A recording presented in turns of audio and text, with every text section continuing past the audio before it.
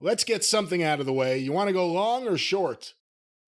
Hey, now there. Well, I guess we got to cover Raw first. I guess. Just to be chronological about the thing.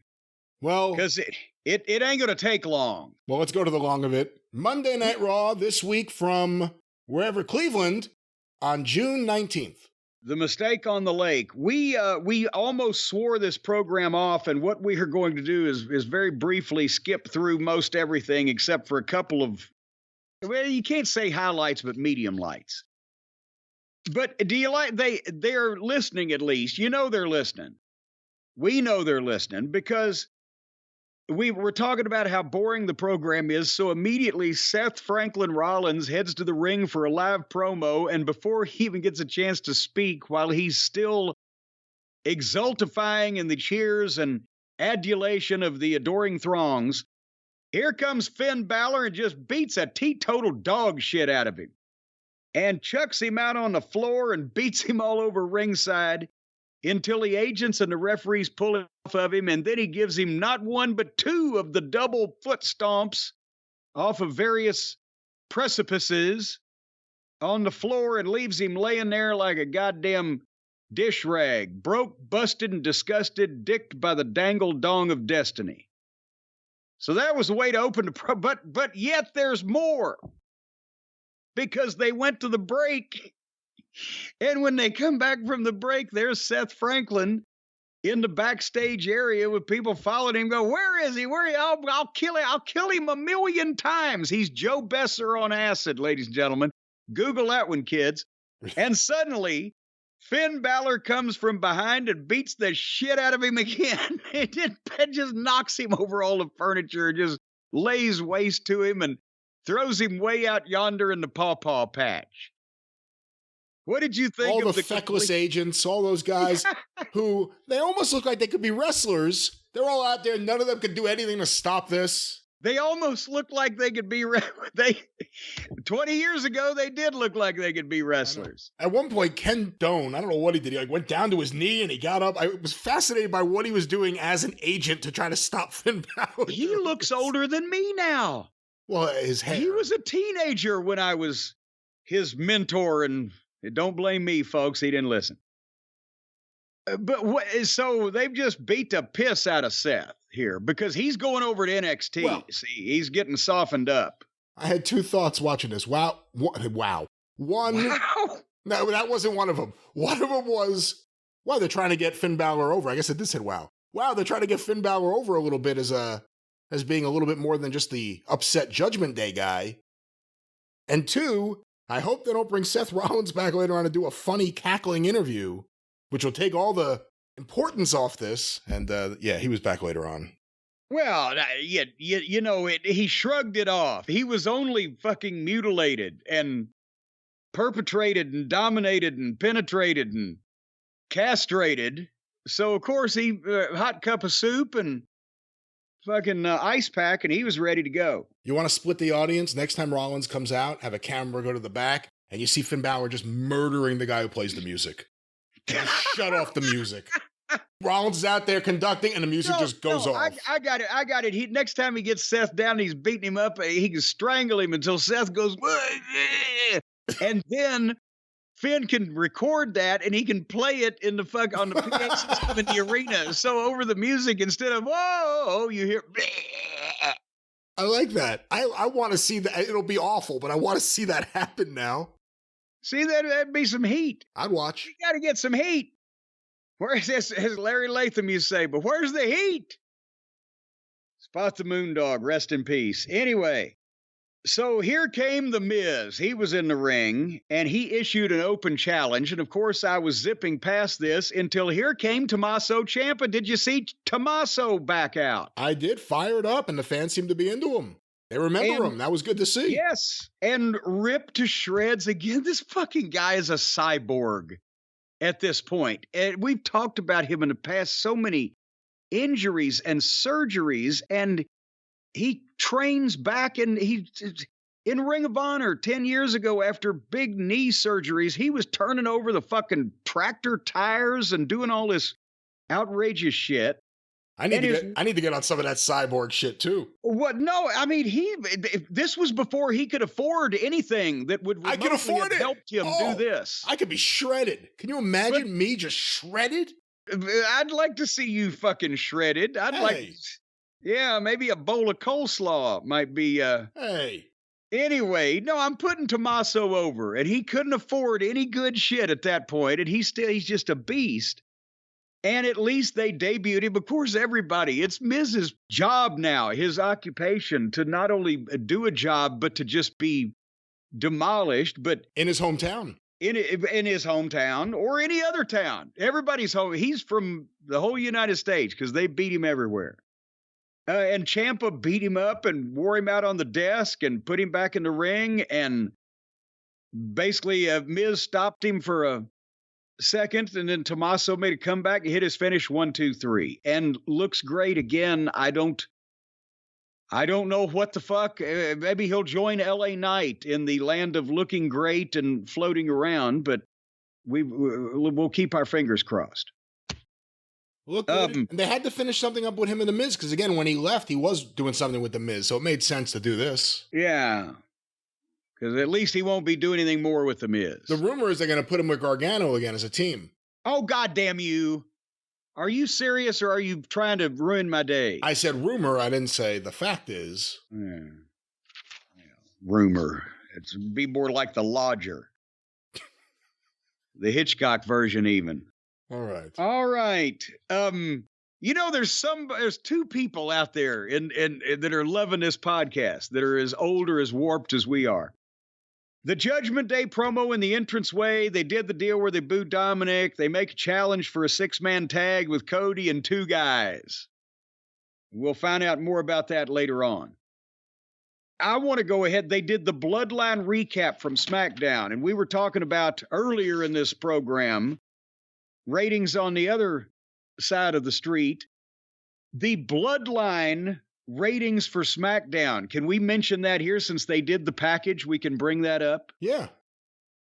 The Bloodline ratings for SmackDown, where the Bloodline, basically, what did the episode title was? Will Jay Fall in Line? A Quinn Martin production.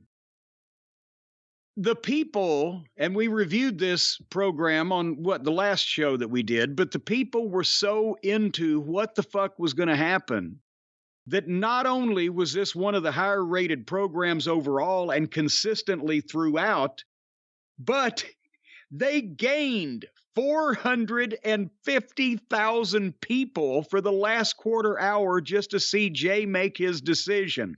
That's a rampage and a half that they gained from where they already were, which was 2.3 million people.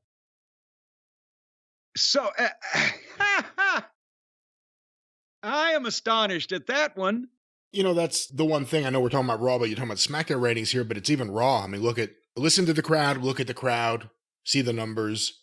Whatever we want to say creatively about WWE right now, and there's always things that could be improved, can't deny how hot the product is right now. And also, do you have this? 'Cause I can't read the small print. I can see the numbers, but I can't read what was in the quarters. But I don't know how deep you want to dive into this.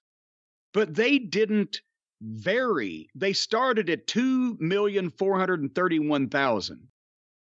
And they didn't vary more than 120,000 people up or down throughout the entire program until gaining 450,000 at the end. So I'm at those numbers, the fluctuation there is normal people taking a shit breaks. There was a consistent number of people watching this program throughout, and then a huge spike at the end, which we have not seen for anything since we've been covering these ratings, except for anything involving the Bloodline from either company.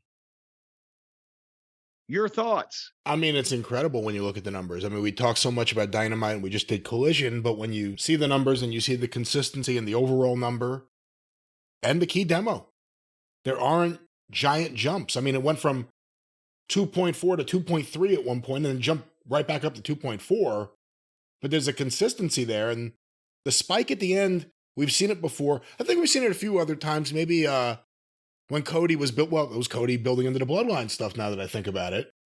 But the Bloodline's the hottest thing. And it's now just 4 guys and Heyman. And it's almost as good as... Almost as good. I knew where you're going. 6 people and a woman. 4 guys and Heyman. 4 guys and Heyman. See, now you make that sound bad. 4 wrestlers and Paul Heyman, their advisor. Okay, you want to talk about the... oh, shut up. The key demo, as they say, they started with 854,000 in the key demo, which is, we were talking earlier, Collision did better than 50% of their audience in the key demo. This is only, this is probably high 30% of the audience. But the WWE has such a wider total audience. But they started at 854 and were then 888, 858, 856, 896, 813, 852. Throughout the whole program, there was barely any fluctuation. And then the last quarter, 991, they gained 140,000 in the key demo. And that ain't hay. The only other note, I guess, you brought up other spikes in the numbers. It's happened also, we've seen a little bit at the beginning when there's something at the start, but at the end with these Roman Reigns segments, you're training your audience to know you can kind of hang with the show. It's going to be a lot of commercials, but make sure you're there at the end. Yeah. And I mean, that's one of the reasons you get a result like this. But, the other folks, our friends at All Friends Wrestling, they try to do the same thing, don't they? Hey, we got a big main event, or golly gee whiz, our stars are wrestling last, and they can't sit through it because it all looks the same, and they're not invested personally in only a few personalities, the ones that do the numbers, Punk, MJF, whatever, the people that can connect with them. Or we can have dream matches with scintillating high spots and cunning stunts. Would you like to move on with Raw, which was more or less half-baked? Let's move on. So Sonya and Chelsea beat Caden and Katana. No. Yeah, it was the other way around. Caden and Katana beat Sonya and Chelsea in about 2 minutes. And then Cody did a brief entranceway promo. They're playing with interview locations, apparently, in the arena, where he accepted the challenge for the 6-man tag, and he's got to go find him some partners. And a couple of guys who would have been wonderful partners, Shelton Benjamin and Cedric Alexander, were up next against Veer McMahon and Skanky with Ginger Mahal. But they beat Shelton and Cedric again in 2 minutes. And the fuck, Shelton Benjamin, he ought to be, if they can't use him on the roster, he ought to be helping to train some of their next generation or something instead of doing jobs in 2 minutes. What the fuck? I can't figure that one out. I'm not even asking you to comment on these things. I know that would be a fruitless task, but tell me what you thought about backstage with Sammy and Owens and Riddle, because Owens, once again, his blood pressure, he's on the verge of a breakdown. He's just losing his temper. He's fucking snapping. Do you think, does he need help, some kind of intervention, some treatment, medication? What's going on with Kevin Owens? I don't know why they're doing this with him. It was a thing for a few weeks, and now they're making it that he has these anger issues, and Sammy needs him to deal with it, and whatever entertains them, I guess. And I think he's just kind of doing that because he don't like it either. So at the 9 o'clock hour, as we mentioned, top of the hour, star power, that's what you need. And this, as we're looking at it, this is probably about the star power they were going to have on this program. Logan Paul is back, and he was in the ring in a spotlight. giving a dramatic reading on top of a 15-foot ladder. I like Logan Paul. So and he's good because he's got a personality and he can be an annoying fuck. I'm not sure that he yet fully knows exactly the psychology of how to work the crowd in the right direction, because he was both a heel and a babyface at the same time. He would put Cleveland over and then he'd bury the fuck out of it, but then he'd rah-rah again. Did you notice that? I did. I think it was just a collection of good lines that he thought of. They all didn't have to fucking be cohesive together. But anyway, he sits on top of this big-ass ladder, and he, unless I missed it, just declared that he was going to be in the Money in the Bank briefcase match. He's just made this happen. Is that basically what the explanation was? I think so. So all these other motherfuckers had to win these qualifying matches on TV and get their brains beat out and thrown around and kicked in the face and all this shit to get there. And he just called the office and said, hey, I want to be in it. Sure, Logan. Is he a heel or a babyface? I think he's a heel, even though it was his hometown. They were still booing him. And he, like you said, he had some babyface kind of lines, but then he's clearly a heel. And by the way, he's an amazing heel. He's great. But again, there was some weird like hometown lines. I mean, then again, they also booed LeBron. So, I mean. Well, yeah, but he's obviously a heel because he just weaseled his way into this match, in that respect. But the point is, he cut the promo. He's going to be in the match. And then here comes Ricochet. And he's talking to him. And he gets in the ring. But then before he can really tell him off, here comes Shaky Nakamura. And he does the same thing in the way that he does things. He cut the promo and convulsed at the same time, and then he got cut off by L.A. Knight, who came out to a big reaction, and they chanted his name, and they were with all the catchphrases, but before he can finish, here comes Pablo Escobar. And before he can finish, here comes Butch from the Brutes.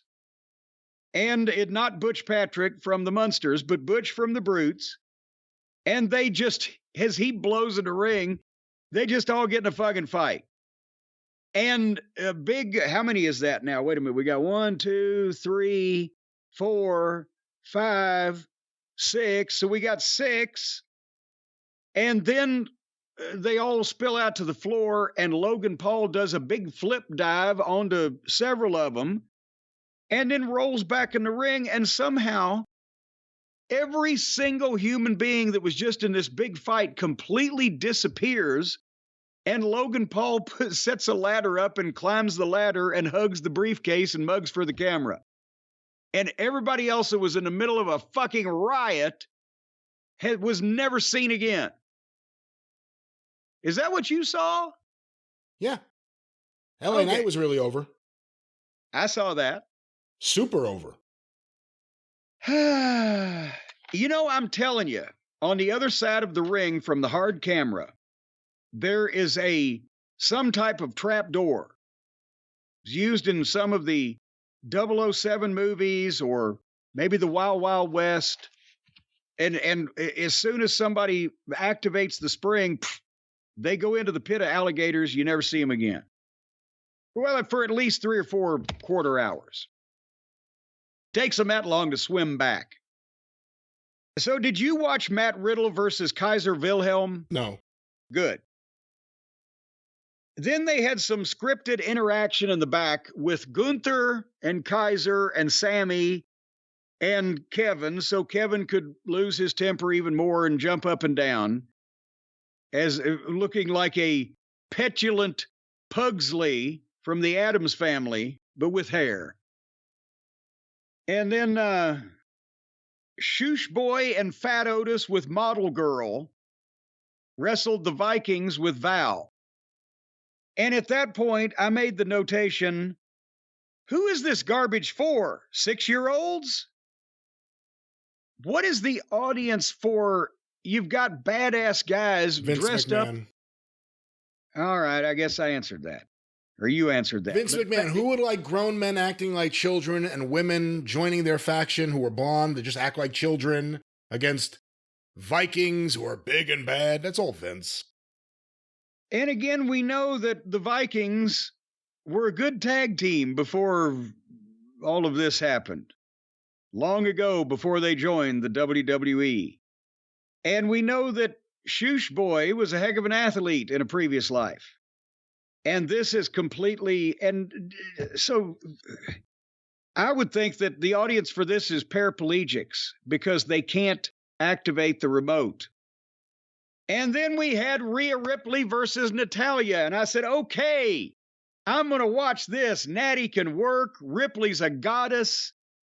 And Rhea jump-started it before the bell, beat her up on the floor, threw her in the ring, hit her finish, and the referees told her to fucking leave the premises. There would be no match. Now, in AEW, that would have happened before they rang the bell to start the match, which is equally wrong. But they couldn't have a match at all because of that. So we didn't see any of that. Did you see did you hear what you didn't see there? No, I watched Rhea Ripley segments. She's great. You know, I don't want to again, I appreciate what Natalya brings to the table, but she's been there a long time. I don't want to see a feud with her and Rhea Ripley or anything. I don't want to see a feud. I want to see 5 nice minutes that Rhea Ripley gets over in a wrestling match instead of, oh gosh, we're running long because we had fucking, the Vikings got horny or something, and just cut this completely off with the other shit they're showing us.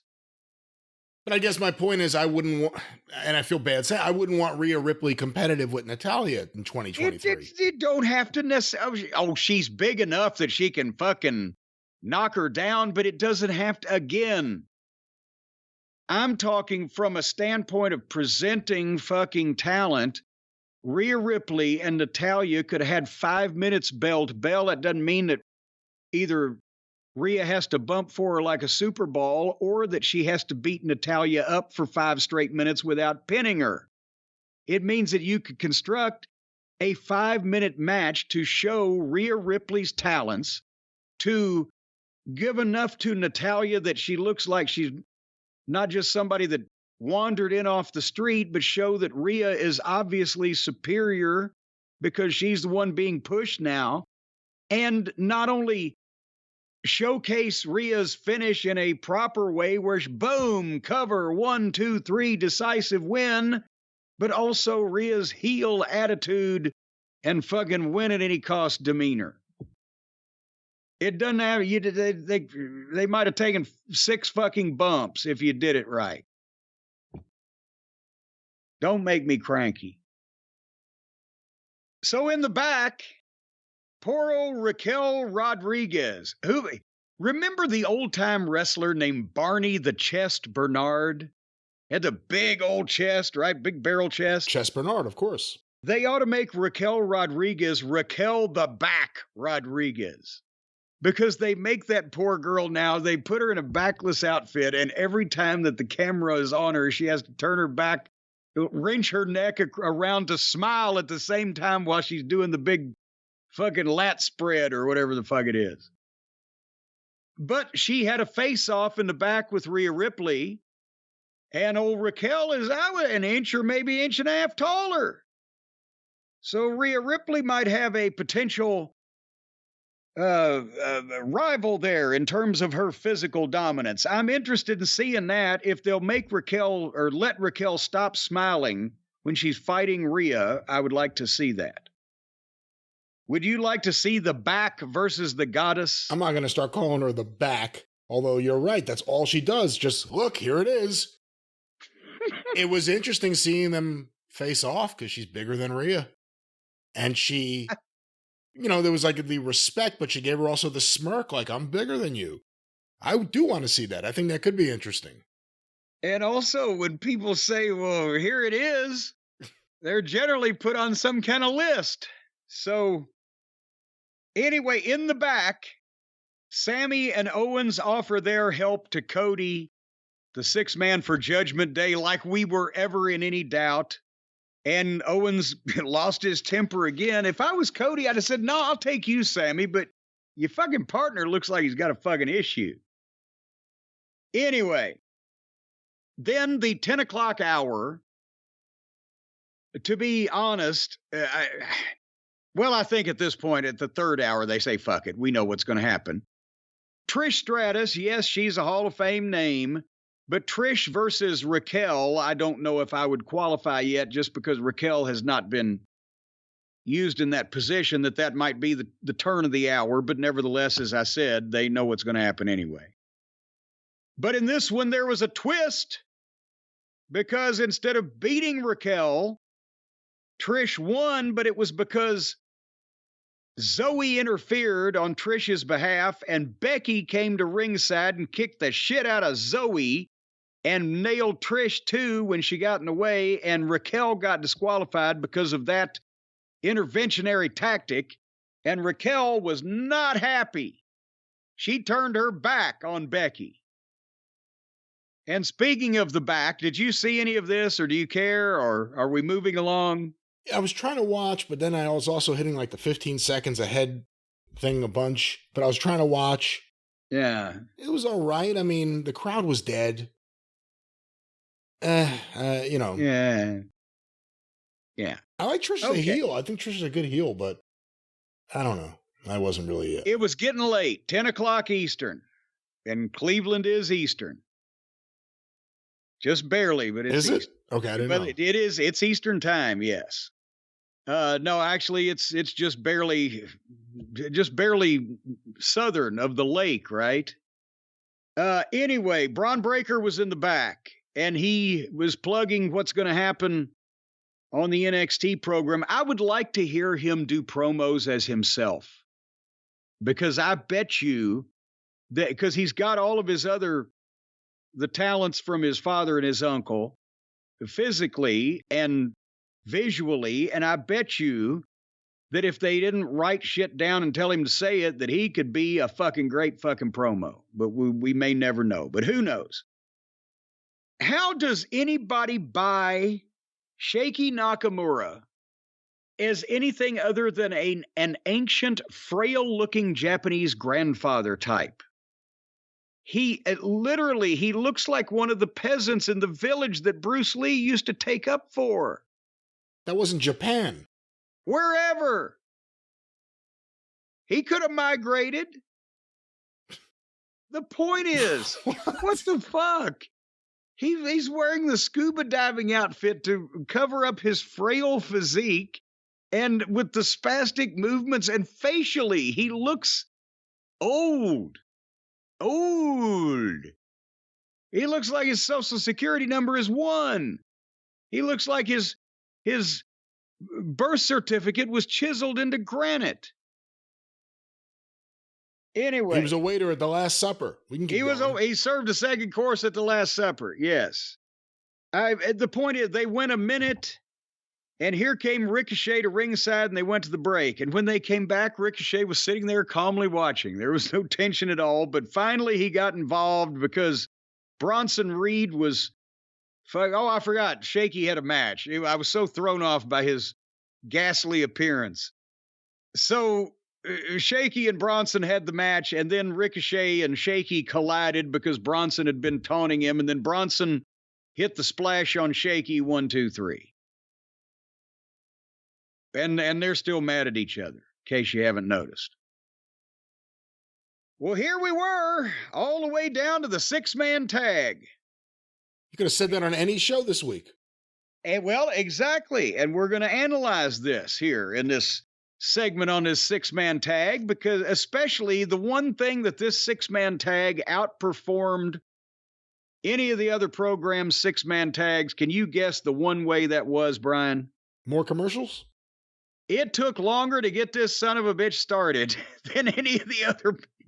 From the start of the first entrance involving these competitors to the actual belling of the ringing, otherwise known as the ringing of the belling, it was 11 minutes. 11 minutes.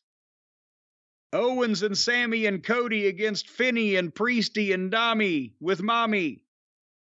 And that would have been okay to build up the pageantry of a major event, except they spent that much time between all the breaks and the fucking pageantry getting the thing in the ring, and they had 3 minutes of a match and went to the break.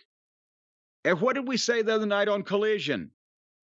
We saw the start of the match and they went to break, like, what was it, either 11 minutes or 13 minutes in. Now we're hooked. Now we're invested. Now we want to see what's going to go on.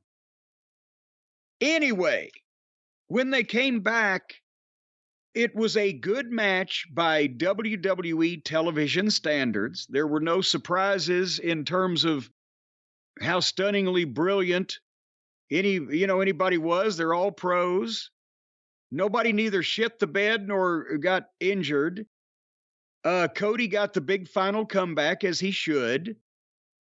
In the pecking order, Sammy was the sympathetic underdog that can hand that tag to Owens, who can lose his temper and run amok and then get cut down so that he can set it up for Cody to come in and kick the final thing into high gear, which they did when they started the false finishes.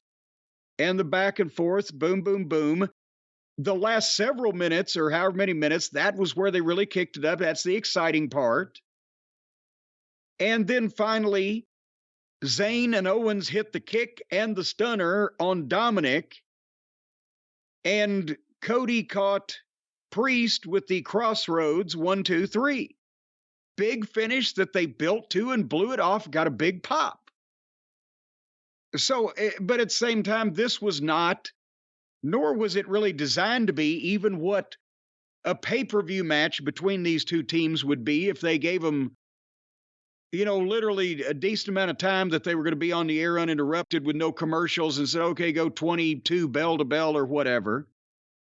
But it was a good match for television, especially these days in the WWE. So I think this was the just right porridge of the 3 6-mans. Collision was way hotter because that was the best 6-man tag of the 3 of these, and also the best 6-man tag team match ever on a probably major TV program in this modern era. At least in AEW, it definitely was. The BBC and the Buckaroos on Dynamite, coincidentally, was possibly the worst 6-man tag team match ever on a major television program. And this one was right in the middle. It was a real good TV main event for the WWE. What'd you think? I thought it was really good. I think the Judgment Day are the hottest heels on the brand, to use their terminology. I mean, Imperium are good, but it's Gunther and the guys that lose. Judgment Day are presented differently. That would be a great punk rock band name also. Gunther and the guys that lose. Or just Gunther and the losers. But go ahead. Trademark. But then Cody, it's undeniable how over he is right now. Yeah. The way they reacted to him was incredible. And that's one of those things that draws me into a match when you actually get to see it without commercials. The crowd reaction. The crowd were into this. I saw Trish vs. Raquel an hour earlier. The crowd sat there and watched. So it wasn't a dead crowd. They really got up here for the end, and it was a really hot ending. Really good match.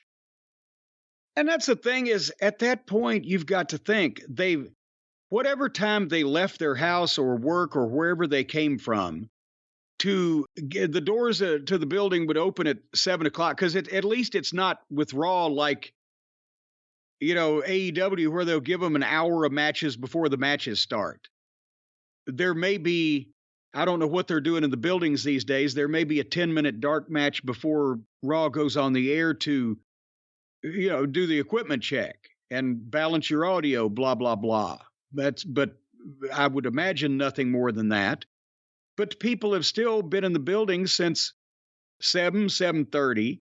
It's past 10 o'clock. They're looking for that main event, not only because they want to see it, but also because that's the one they can enjoy, because now we get to go home. So, yes, they want to cheer with that one. Well, that was WWE Raw. How much more do we have to review these Raws? They go on for so long, and we just talk for so long about it, and Yeah. I'm mad at myself.